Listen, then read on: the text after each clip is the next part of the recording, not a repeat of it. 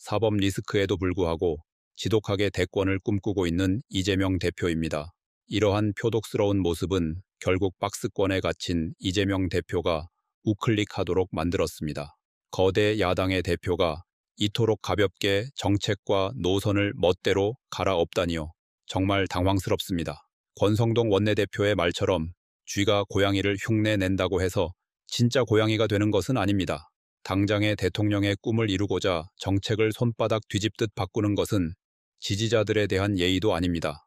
김기현 의원도 이재명 대표가 오죽 답답했으면 보수 코스프레까지 했겠냐라고 지적했습니다. 물론 보수의 좋은 정책들도 가져다가 융합하는 것을 뭐라고 할 수는 없겠지만 이렇듯 당장 조기 대선 이야기가 나오고 있는 지금 시점에서의 우클릭은 철학에 기반하지 않은 그저 당선을 위한 외침이라고 밖에는 볼 수 없습니다. 말씀하신 친중 이미지를 불식시키려고 친미 메시지를 많이 내고 있고 일본에 대해서도 우리 잘 지내야 된다고 하고 기본소득도 포기하는 거 진지하게 검토한다라고 어제 기자회견에서 말하거든요. 그러니까 저는 언제까지나 우리의 어떤 대선 역사를 보면 민주당과 진보 진영에서 집권할 때는 우클릭을 했고요. 보수 진영에서 집권할 때는 일정 부분 좌클릭을 했어요. 그게 일종의 대선 승리 공식이죠. 중도 확장으로 나아가는. 그러니까 이제 이재명 대표도 조기 대선을 염두에 두고 그 우클릭 행보에 들어간 건데, 근데 제가 이제 보수 진영에 있는 정치인으로서 평을 하자면 이 행보 자체만 놓고 보면 이게 틀린 길은 아니거든요. 그런데 이게 좀 타이밍이 너무 늦은 거 아니냐. 이게 갑자기 뭐 대선이 언제 열릴지 모르지만 한두 달 전에 한다고 사람들이 아, 저 사람 이제 보수도 좀 챙기려는구나, 중도 안정감도 있구나라고 판단하진 않거든요. 이게 어느 정도의 서사가 계속해서 쌓여야 되는 거고, 문재인 전 대통령 같은 경우는 끊임없이 그 예전에 민주당 대표를 할 때도 본인의 어떤 그 특전사 복무했었잖아요. 약간 그런 안보에 대한 이야기라던가 뭐 김정은이 가장 무서워하는 지도자가 될 것이다. 그러니까 집권 이후에는 어떻게 했는지를 떠나서 집권 전에는 계속 그런 이미지를 쌓으려고 장기간 노력을 해왔거든요. 근데 이재명 대표가 이렇게 기자회견을 통해서 갑자기 우클릭하는 게 그 단면만 놓고 보면 저는 정치적으로는 맞는 방향이라고 봐요. 제가 그걸 나쁘게 비판하진 않아요. 근데 그게 유권자들이 받아들이기에 갑자기 너무 뜬금없이 너무 속보이네, 이런 판단이 들 수도 있다라는 점도 이재명 대표가 고민해야 될 지점 같아요. 조사에서는 국민의힘이 민주당을 앞서는 경우까지 나오고 있지요. 그 이유가 무엇이겠습니까? 계엄령에 반발한 중도층이 존재한다 할지라도 결국 민주당이 이재명 대표를 내세운다면 그들을 지지하지 않겠다는 의미입니다. 이재명 대표의 경력과 당의 전폭적인 지지를 고려한다면 지금의 조사 결과는 이 대표에 대한 비호감이 얼마나 큰지에 대해서 다시 한번 체감하게 됩니다. 국민의힘을 지지한다는 유권자는 42%, 더불어민주당은 38%가 나왔습니다. 조국 혁신당과 개혁신당은 각각 4%와 2%로 뒤를 이었습니다. 이재명 대표는 비호감도에서도 47%로 압도적 1위로 나타났습니다.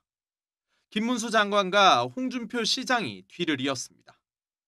국민의힘 지지층 89%가 차기 대통령 비호감도 1위로 이 대표를 꼽았고, 이념 성향별로 보면 보수층에서 81%, 중도에서도 37%가 이 대표의 거부감을 나타냈습니다.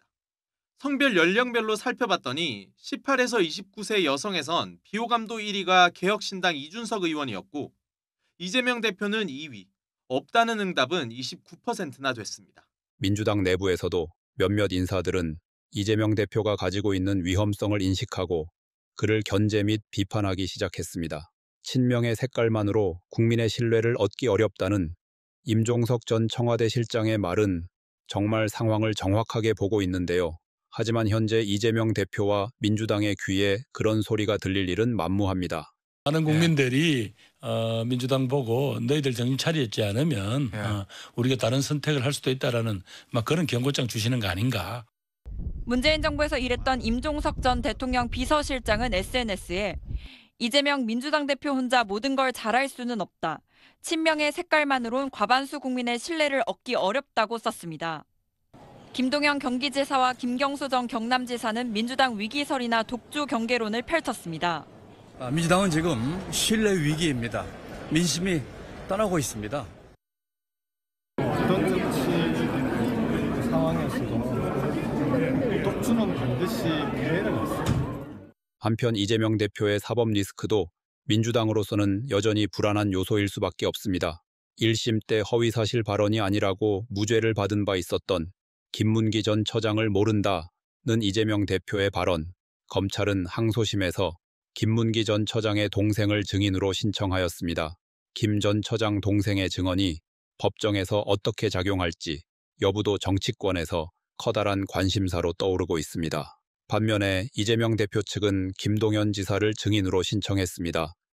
이재명 대표 공직선거법 위반 혐의 2심 재판에 고 김문기 전 성남도시개발공사 처장의 친동생이 증인으로 출석할 전망입니다. 검찰이 김 전 처장의 동생을 부르기로 한 건 1심 일부 무죄가 난 부분을 뒤집기 위해서입니다. 2심 재판부는 김문기 전 처장과 골프를 치지 않았다거나 백현동 용도 변경은 국토부 협박 때문이라는 허위 발언은 유죄라고 판단했습니다. 하지만 김문기를 모른다는 취지의 발언에 대해선 무죄를 선고했습니다. 김 전 처장의 동생은 지난해 11월 언론 인터뷰에서 대장동 수사가 시작하자 형이 이 대표에게 가서 일주일에 2~3번씩 독대 보고를 했다고 주장했습니다. 경기지사 시절에도 김 전 처장과 통화만 해서 얼굴도 모른다는 이 대표의 발언은 사실이 아니란 겁니다. 핵심 실무자다. 이분하고 내가 통화를 많이 했다. 근데 시장할 때는 이 사람의 존재를 몰랐다. 하지만 이 대표 측은 그렇게 중요한 내용이라면 1심에서 나왔을 것이라면서 아들도 아닌 남동생을 불러 전원을 듣겠다는 건 부적절하다고 반발했습니다. 재판부는 다음 달 총 4차례 변론을 거쳐 항소심을 마무리 짓기로 했습니다. 대한민국을 위해서 이재명 대표가 대선에 등장하는 일만은 막아야 합니다. 지자체장과 대통령은 국민에게 미치는 영향에 있어서 비교가 되지 않습니다. 대한민국이 올바른 길로 나아갈 수 있도록 모두가 힘을 보탤 때입니다.